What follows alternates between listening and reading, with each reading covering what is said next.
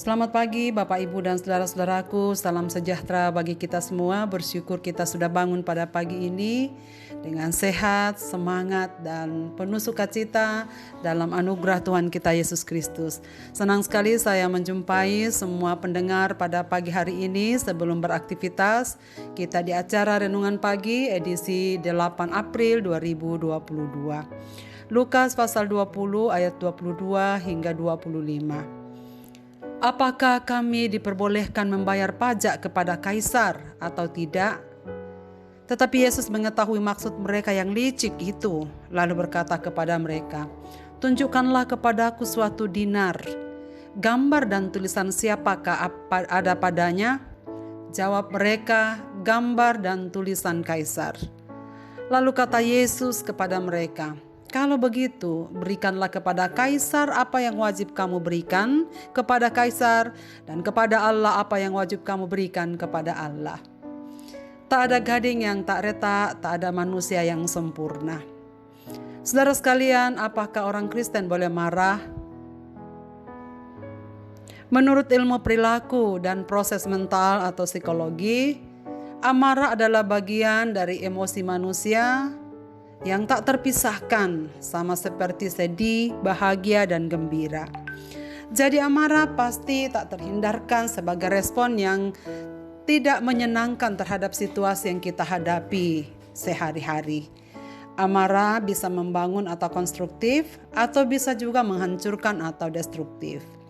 Amarah dapat berguna bagi manusia, misalnya marah terhadap dosa atau kesalahan anak, tetapi juga dapat menyakiti dirinya sendiri dan orang di sekitarnya. Amarah yang tak terkendalikan dapat menggiring kita pada tindakan kekerasan dan kejam. Alkitab memberi contoh konkret dalam kasus Kain dan Habel. Dalam surat Efesus, Paulus menasihati jemaatnya agar waspada terhadap amarah. Amarah yang tidak terkendali dapat menjadi pintu masuk yang efektif bagi iblis untuk merusak hidup kita. Demikian Efesus 4 ayat 26. Amarah membuat para ahli Taurat dan imam kepala yang pro Herodes berniat membunuh Yesus. Amarah sudah menutupi akal sehat dan hati nurani mereka untuk melihat kebenaran Allah, sehingga mereka terus berusaha mencari celah agar Yesus dapat disingkirkan. Mereka menemukan kesalahannya dan kemudian dengan dasar itu dapat membunuhnya. Hal itu terlihat ketika mereka gagal menjebak Yesus dalam debat soal kuasa. Kali ini mereka menarik Yesus masuk ke dalam konflik politik sosial pembayaran pajak.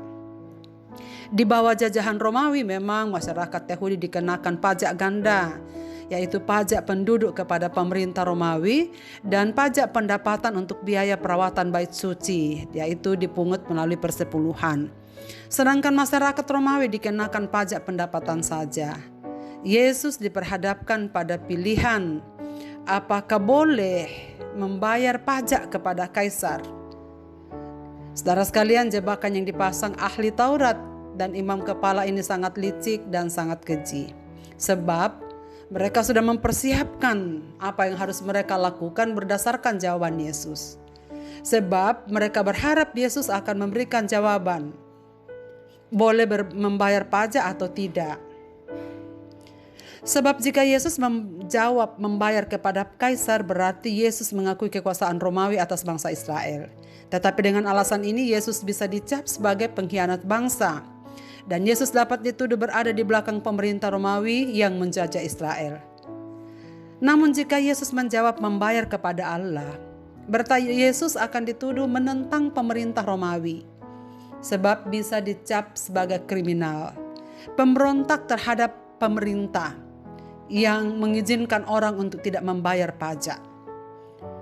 Saudara sekalian, Yesus sudah tahu maksud jahat mereka. Karena itu dengan tenang menanggapinya, dan Yesus menjawab bahwa keduanya itu tidak bertentangan. Alasannya adalah orang Yahudi memiliki dua kewarganegaraan, yaitu warga negara dunia dan warga negara surgawi. Jawaban Yesus itu membuat para ahli Taurat dan imam kepala tercengang. Sebagai warga negara dunia memang kita wajib tunduk pada pemerintah, seperti ketaatan membayar pajak. Sebab hal itu adalah untuk pengelolaan negara. Pemerintah apapun saudara sekalian yang ada di sekitar kita, mulai dari tingkat RT, RW, kepala desa, lurah, sampai kepada yang tertinggi.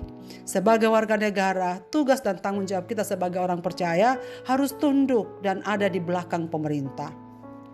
Pemerintah adalah wakil Allah di bumi, sekalipun kesetiaan tertinggi kita adalah kepada Allah. Kita harus patuh kepada pemerintah sekuler di dunia kecuali bila hal itu bertentangan dengan hukum Allah. Kita sekali-sekali tidak boleh melanggar perintah Allah untuk memberikan kepada kaisar apa yang kaisar punya. Sebagai umat Allah, kita wajib menopang pelayanan dan pekerjaan Tuhan dengan topangan dana kita, mengambil bagian di dalam perawatan bait Allah dan pelayanan-pelayanan dalam jemaat, sehingga tetap memberikan persembahan kepada Allah melalui aturan-aturan yang berlaku di tiap-tiap jemaat. Dalam hal ini jawaban Yesus sungguh luar biasa yang membuat mereka tak menemukan kesalahan apapun sebagai alasan untuk membunuhnya.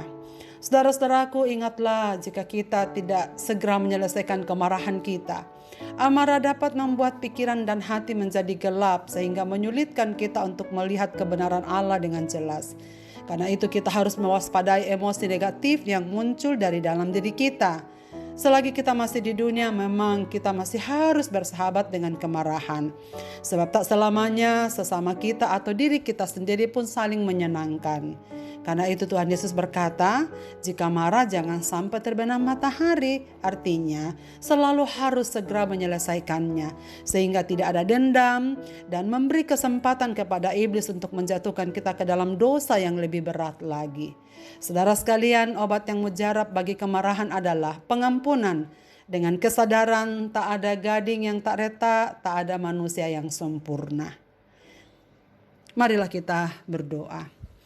Bapa di sorga, terima kasih banyak untuk firman-Mu yang baru saja kami renungkan pada pagi ini sebelum kami melanjutkan aktivitas kami. Bapa, tolonglah kami supaya kami terus waspada dengan kemarahan-kemarahan kami. Kami berkaca kepada ahli-ahli Taurat dan imam-imam kepala yang karena kemarahannya membuat mereka tak dapat melihat kebenaran dari Allah. Tolonglah kami ya Bapa, supaya kami juga tetap waspada terhadap emosi negatif dari dalam diri kami. Supaya kami jangan jatuh ke dalam dosa dan iblis tidak pergunakan untuk menjatuhkan kami dan menjauhkan kami daripada-Mu. Kami mohon supaya Tuhan juga terus memberkati kami dalam melaksanakan tugas tanggung jawab kami sebagai umat-Mu, sebagai warga kerajaan Allah maupun juga sebagai warga kerajaan di dalam dunia ini. Kiranya Tuhan menolong kami supaya semua tugas dan tanggung jawab kami tetap kami kerjakan dengan seimbang dan dengan baik, supaya tugas-tugas kesaksian kami di dunia ini tetap dapat terlaksana dengan baik. Semua pendengar renungan pagi ini dimanapun mereka berada, kiranya Tuhan memberkati mereka lewat firman-Mu pada pagi hari ini. Dan tetap hamba-Mu berdoa supaya dalam segala kelemahan, ketidakberdayaan mereka, dalam segala pergumulan mereka dan kekecewaan mereka, biarlah Tuhan yang hadir memberikan pertolongan. Supaya dalam situasi itu kami tetap hidup sebagai anak-anak-Mu untuk menjadi kesaksian bagi dunia ini. Ke dalam tangan kasih-Mu Bapa kami serahkan hidup kami di sepanjang hari ini. Dalam Kristus Tuhan kami berdoa. Amin. Selamat beraktivitas Bapak, Ibu, dan saudara-saudaraku. Tuhan Yesus memberkati kita sekalian.